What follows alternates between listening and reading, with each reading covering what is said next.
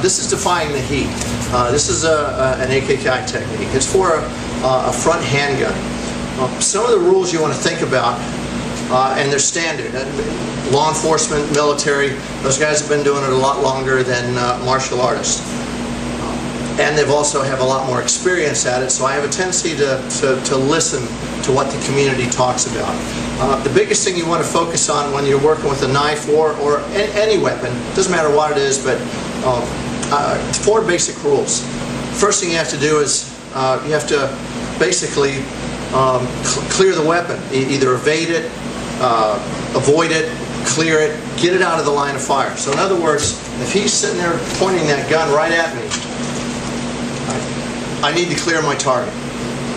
And if and I've got 2 options here. First option is I can move. I just clear my body. Right? The other option is push the hand away. Right? Both of those are a little bit slow, and if I just stand there and push that hand away, you know, it could be quick, and action beats reaction, all that. But at the same time, if I just push, I'm pushing that weapon right across several inches of my body. I'm pushing that weapon across several inches of my body. So I don't really want to do that. You want to read this a little bit, John? All right. So what I want to do is I want to use those 2 concepts together. So I want to my clear is I want to turn, and at the same time I want to move that weapon out of the line of fire. Odds are it's going to go bang. I read a statistic somewhere where 90% or out of 90 out of 100 gun disarms, the firearm discharges. And if you've ever been standing right next to a firearm going off, flash, noise, concussion, all kinds of things are happening. All right, so we kind of want to get that thing away from us as quickly as possible.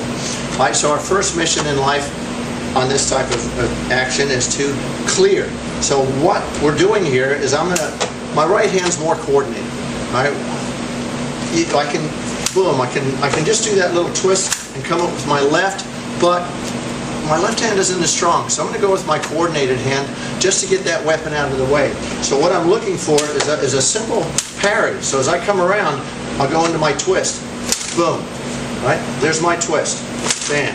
Right? Now as I do that, as I start my twist, there's my palm heel right to the face. So from there, as I work into my twist, boom, right into the face. And that's just a chest shot for right now. From there, I've got control of that. Remember, I'm buried. I'm drilling for oil with my claws. And at that point, I'm going to blow out his groin or leg, whichever target I happen to find. And then, boom, collapse right into his sternum. Pow, drop a hanging sword hand from there. And then from there, I'm just going to come right around and hyperextend that with a frictional pull to the elbow. Boom. Right back into an elbow again. From there, I go to control, grab the weapon, I keep it in tight, and then from there I'll spin out, clear the weapon, and fall back into a modified Weaver stance. Alright, so again, our first goal was to clear. And as I clear, boom, alright, seize. Plan number 2. There's my seize. But we're Kempo guys, so we just don't seize and start trying to strip the weapon. We seize at the same time we're starting to do damage and rip and tear and do all that cool stuff. Alright? So there's my seize, hit. Alright?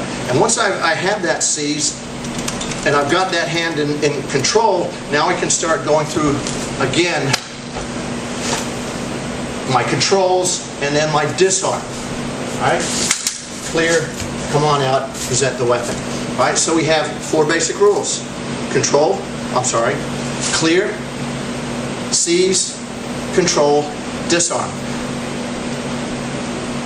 A lot of different thoughts on this. The most important thing I want you to remember is any gun technique or any knife technique just has to be practiced over and over and over and over and over and over and over in a lot of different scenarios.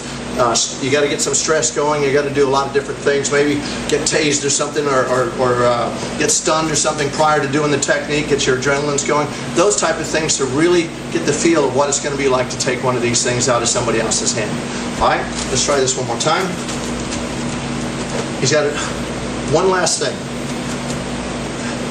He's got to connect going from his eyeballs to his brain down to his finger trigger finger. Right? I need to break that connection, because if I flinch in any way, shape, or form, and while he's focused on that neural connection, he's just going to pull the trigger. I'm done. All right, so what I've got to do is I've got to create a disconnect there, just for a moment. All right, and the 2 times I can create that are when he's talking or when I'm talking. You know, or he's talking or moving, or I'm talking or moving. All right? I don't really want to do it when he's talking or moving, because he might be waving this gun around. Get over here, get over here. All right, so now I'm going for it, and all of a sudden the gun isn't there. All right. This is a standard practice in a lot of law enforcement military applications. They'll come back and say, create the disconnect while you're talking or moving. Like, hey man, I don't want any problem. Boom. And now I can go into that shot and start working from there. So I want to create that neural disconnect when I talk or I move. All right, so again, just a little bit quicker.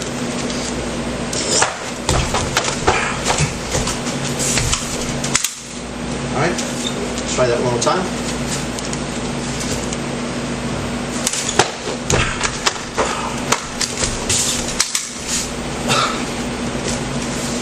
And that is Defying the Heat.